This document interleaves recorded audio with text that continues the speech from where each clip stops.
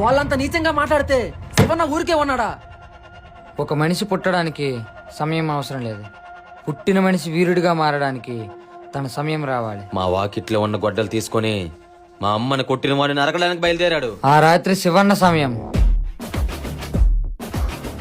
ఎవడ్రాడు? రే శివగాడ్రా. మా ఇంటికి వచ్చి మా అమ్మని కొట్టింది ఎవడరా? ఏంట్రా శివగా నోరులేస్తుందా?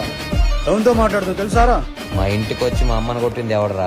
కొట్టింది నేనేరా. అదొకటే చెప్పిందా? అక్కడక్కడ చేతులు కూడా వేసాం. అది చెప్పలేదా?